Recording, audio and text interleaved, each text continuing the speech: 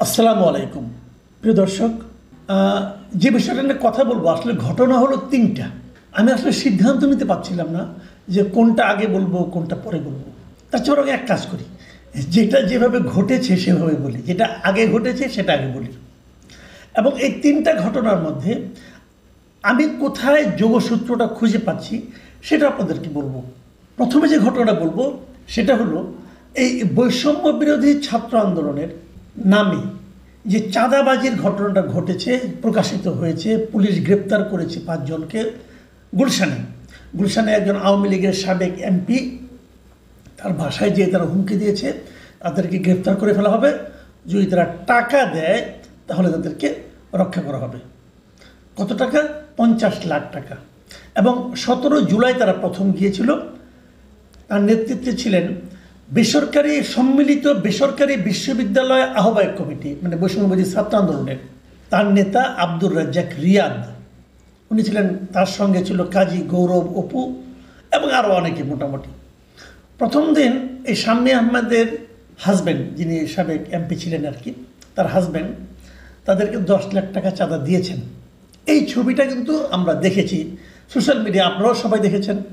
তারপরে গতকাল তারা আবার সেই চাঁদাটা আনতে গিয়েছিল এবং গতকাল তারা বাকি 40 লাখ টাকা। গতকাল যখন যারা 5 জন সেখানে যায় তখন ওই বাড়ির লোকজন পুলিশে খবর দেয় এবং পুলিশ তাদের এই আব্দুর রাজ্জাক সহ 5 জনকে গ্রেপ্তার করে। এটা হলো ঘটনা, মানে কালকের ঘটনা।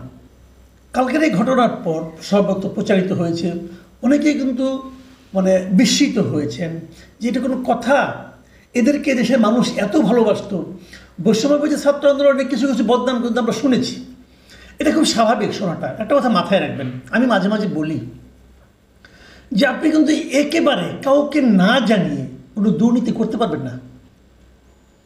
যদি আপনি কাউকে জানাচ্ছেন না, কাক পক্ষেও জানবে না, কিন্তু আপনি যার সঙ্গে দুর্নীতিটা করলেন সে তো জানলো, যার কাছ থেকে টাকাটা আনলেন সে তো জানলো, সে আপনাকে টাকাটা দিল। সে কি টাকাটা খুব আনন্দের সঙ্গে দেবে না, সে ভয় পেয়ে ভয়ের কারণে দেবে। একটা সময় আসবে হয়তো সে অতিষ্ঠ হয়ে যাবে আপনার কারণে, তখন সে এটা তার ঘনিষ্ঠ 2-1 জনকে প্রকাশ করবে, সেখান থেকে সারা দেশে ছড়িয়ে পড়বে। অথবা একসময় সে মনে করবে আপনার তাকে ভয় দেখানোর ক্ষমতাটা এখন কমে গেছে, তখন সে সাহসের সঙ্গে বলে দিবে। কাজেই আপনি দুর্নীতি করবেন কিন্তু কেউ জানবে না, এটা সম্ভব না রে ভাই। কাজেই 1 কান 2 কান 3 কান হতে হতে কিন্তু সকলের কানে চলে আসে। আমাদের কানেও অনেক দুর্নীতির খবর আসে, কিন্তু তথ্য প্রমাণ না থাকলে ওটা তো আমি পাবলিকলি উচ্চারণ করতে পারবো না, সেই জন্য হয়তো অপেক্ষা করতে হয়। কিন্তু ওই লোকটার প্রতি যে দুর্নীতি করেছেন তার প্রতি তথ্য প্রমাণ লাগে না। আমি তো জেনেছি কিছু, যারা আমাকে জানিয়েছে তাদেরকে আমি জানি তারা কেমন লোক। যখন জানিয়েছে তখন ওই লোকগুলির প্রতি কিন্তু আমাদের শ্রদ্ধাবোধ কমে যায় এবং এই কমাটাই সামগ্রিকভাবে দেশের মধ্যে ছড়িয়ে পড়ে। এবং দেখবেন মানুষের মধ্যে বৈষম্য বিরোধী ছাত্র আন্দোলনের সেই প্রথম দিকের যে ইমেজটা ছিল, যে এই দলটাকে কেন্দ্র করে আমাদের একটা চিন্তা, আমাদের একটা ভরসা, আমাদের একটা আকাঙ্ক্ষা, প্রত্যাশা, সেগুলি কিন্তু আর শেষ দিকে ছিল না এবং এখনও অনেকটা কমে এসেছে। যারা তার সঙ্গে আছে তারা হয়তো তাদের সঙ্গে জানে, যারা তাদেরকে জানে তারা আর তাদের সঙ্গে থাকতে চাচ্ছে না। কাজেই কিছু কিছু আমরা জানতাম কিন্তু প্রমাণ হয়তো ছিল না, কিন্তু এবার তো প্রমাণ পাওয়া গেল, তাদেরকে পুলিশ ধরে নিয়ে এসেছে। এই ঘটনার পর এই বৈষম্য বিরোধী ছাত্র আন্দোলনের এক সময়কার খুবই উজ্জ্বল মুখ এবং যিনি ওনাদের মুখপত্র পর্যন্ত ছিলেন, সেই উমামা ফাতেমা, যিনি কিছুদিন আগে তার সঙ্গে আনুষ্ঠানিকভাবে সম্পর্ক ছেদ করেছেন, উনি কিন্তু আনুষ্ঠানিকভাবে সম্পর্ক ছেদ করে অন্য কোনো সংগঠনে আবার জয়েন করেন নাই, উনি ওনার মতে আছেন। এবং উনি একটা এখন থেকে আমি যখন এটা মানে এটা অনুষ্ঠানটা করছি, রেকর্ডিংটা করছি, তখন থেকে 18 ঘন্টা আগে উনি একটা স্ট্যাটাস দিয়েছেন। সেই স্ট্যাটাসে উনি কী লিখেছেন? উনি লিখেছেন যে বৈষম্য বিরোধী ছাত্র, আমি পড়ে শোনাচ্ছি আপনাদেরকে, বৈষম্য বিরোধী ছাত্র আন্দোলনের সাথে সম্পৃক্ত 5 জনের চাঁদাবাজির খবর শুনে আমার পরিচিত ব্যক্তিবর্গ এতটাই আশ্চর্যান্বিত হওয়ার অভিনয় করছেন যে আমার মনে হচ্ছে আমি সবচেয়ে কম আশ্চর্য হয়েছি। মানে ওনার বক্তব্য হলো সবাই নাকি খুব আশ্চর্য হয়েছে, কিন্তু উনি খুবই কম আশ্চর্য হয়েছেন। এখানে একটা জিনিস খেয়াল করেন, উমামা ফাতেমার প্রথম যে দুটো বাক্য, একটা বাক্য আমি পড়লাম বড় বাক্য, সেখানে কিন্তু দুটো পয়েন্ট আছে। একটা পয়েন্ট আছে, উনার পরিচিত ব্যক্তিদের যারা আশ্চর্যান্বিত হয়েছেন উমামা ফাতেমার বিবেচনায়, তারা আসলে অভিনয় করেছেন। যে আসলে উমামা ফাতেমার ধারণা যে ওনারাও সব জানতেন, কেন অভিনয় করেছেন। আর উমামা নিজে সবচেয়ে কম আশ্চর্য হয়েছে, কারণ উমামা নিজে ওদের সম্পর্কে প্রচুর জানে। এবং এই জানাটা যদি উনি জানতেন তাহলে সেটা আগে প্রকাশ করলেন না কেন, অথবা বললেন না কেন? ওই যে বললাম আমার মতো অবস্থা, জানি অনেক কিছু, কিন্তু তথ্য প্রমাণ না থাকলে তারা এখন ক্ষমতায় রে ভাই, আপনি জীবন তো হারাম করে দিবে। কাজে সে কারণে বলে নাই। এবং উনি একদম ডিটেইলে মানে অনেক জায়গায় বলেছেন যে এদেরকে আমি বিভিন্ন জায়গায় দেখেছি, নেতাদের সঙ্গে ডাইনে বামে এরা থাকতেন, এরা সচিবালয়ে যেতেন, মিটিং মিছিলে থাকতেন, নেতাদের সঙ্গে সমন্বয়কারীদের সঙ্গে, কারো বাম হাত কারো ডান হাত এরকম হয়েছেন, এবং তারা প্রোটোকলও পেয়েছেন এরকম। এবং তারপরে বলেছেন যে এই গুলশান বনানী গ্যাং কালচারের অজস্র অভিযোগ অভ্যন্তরীণভাবে তাদের বিরুদ্ধে ছিল। তার মানে যে কাজটা তারা গুলশান বনানীতে করেছে, এই ধরনের প্রচুর অভিযোগ এই সংগঠনের নেতাদের কাছে দেওয়া হয়েছিল, কোনো ব্যবস্থা হয়নি। হয়তো উমামার এই কারণে অভিমান হয়েছে এবং সে ওখান থেকে, এবং তারপরে এক জায়গায় লিখেছেন যে যখন অভিযোগ দেওয়া হতো তখন নেতাদের মধ্যে এক ধরনের পিন ড্রপ সাইলেন্স উনি দেখতেন, মানে তারা এটা নিয়ে কোনো আলোচনাই করতেন না, চুপ থাকতেন একদম। এবং সেই কারণে উমামা এক জায়গায় লিখেছেন হতাশে, আজকে এত মাস পরে এই প্ল্যাটফর্মের দিকে তাকালে বলার ভাষা পাই না, কেন? যেভাবে পারছি এই প্ল্যাটফর্মকে নষ্ট করেছে। বুঝতে পারছেন হতাশাটা? তারপরে উনি শেষের লাইনটা কি লিখেছেন শুনুন, ঠিক মতো খোঁজ দিলে বুঝবেন এদের শেকড় অনেক গভীরে। এই কথাটা কি অর্থ? মানে এদের শেকড় অনেক গভীরে মানে কি? মানে আমি যেভাবে বুঝি যে এদেরকে সাপোর্ট দেওয়ার জন্য অনেক লোক আছে, এনসিপির মধ্যেও আছে। কেন আছে? তাহলে কি এটা যারা 5 জন গিয়েছিল এই টাকাটা নিতে, কেবল তারা 5 জনই এটা নিত না, অন্য কাউকে দিত, তারা একটা অংশ মাত্র পেত, এবং যাদেরকে দিত তারা খুব পরিচিত মুখ, তারা খুব বড় নেতা। এটা কি হতে পারে? আমি এই সম্ভাবনাটাকে গ্রহণ করছি। কেন গ্রহণ করছি আসেন সেই আলোচনাটা করি। উমামা ফাতেমার এই যে স্ট্যাটাসটা আমি পড়লাম, এটা এখন থেকে 18 ঘন্টা আগে। আমি বলেছিলাম আমি ধারাবাহিকভাবে বলতে চাই। ঠিক 9 ঘন্টা আগে একটা স্ট্যাটাস দিয়েছেন মিস্টার সার্জিস আলম। আমি ওনার স্ট্যাটাসটা একটু আপনাদেরকে পুরোটাই পড়ে শোনাবো। উনি লিখেছেন কয়েকটা আনপপুলার তথ্য দিই। উনি কয়েকটা আনপপুলার তথ্য দেবেন। কি?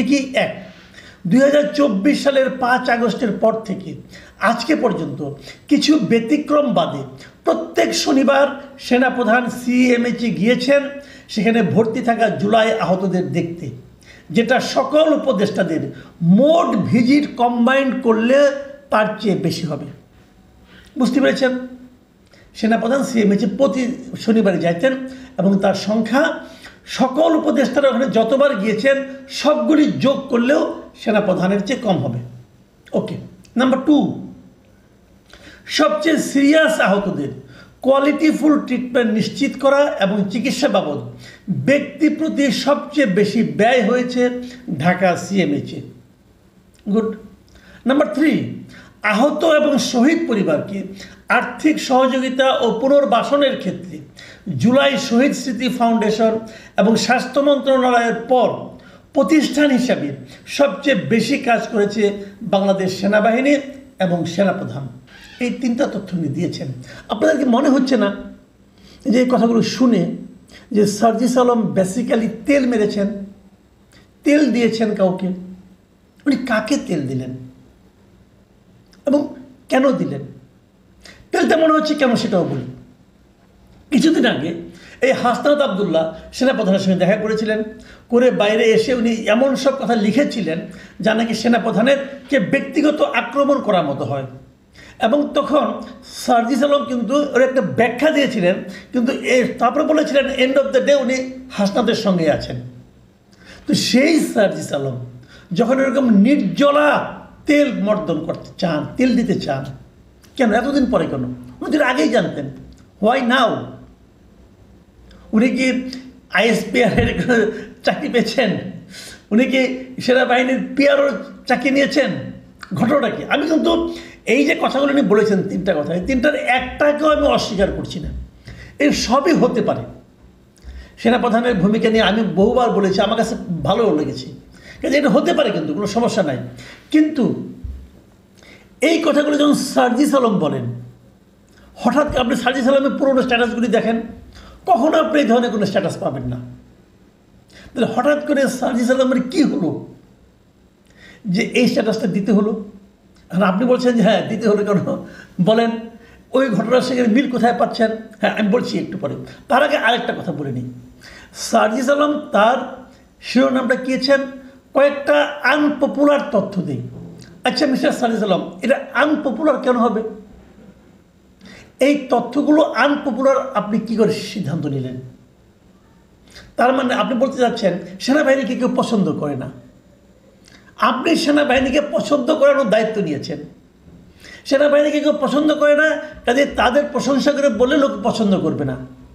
সেনাবাহিনী একটা আনপপুলার সংস্থা, অতএব তাদের প্রশংসাটা আনপপুলার তথ্য। এই যে বলতে যাচ্ছেন, আপনার ধারণাটা ভুল। আপনার ধারণাটা একেবারে ভুল।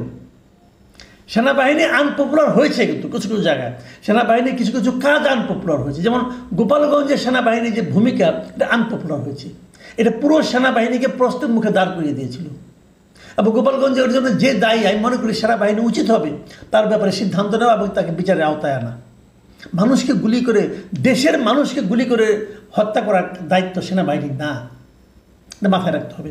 যে ওই একটা ঘটনা বাদ দেন, এছাড়া 5ই আগস্টের ঘটনার পর থেকে এ পর্যন্ত, 5ই আগস্টের আগের থেকে সেনাবাহিনী আমাদের দেশে তো একটা পপুলার সংস্থা। সেনাবাহিনীর ভালো কাজের কথা শুনলে লোকে ওটাকে আনপপুলার ভাববে কেন? আপনারা ভাবতেন, আপনাদের যারা ভক্ত বালক আছে তারা হয়তো মনে করে সেনাবাহিনী আনপপুলার। আপনাদের সংখ্যা খুব সীমিত এই দেশের টোটাল পপুলেশনের তুলনায়। কাজে আপনি আসলে নিজেকেই জানিয়েছেন নিজের ইচ্ছার বিরুদ্ধে এই কাজটা করে। আপনি কি কোনো চাপে আছেন? আপনাকে কেউ কোনো চাপ দিয়েছে?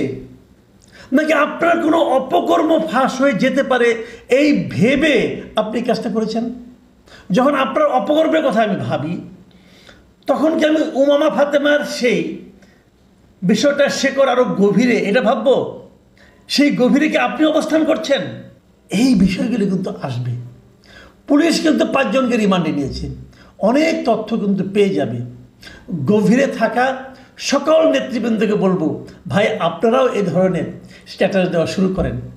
প্রিয় দর্শক, এখন এ পর্যন্তই। আল্লাহ হাফেজ।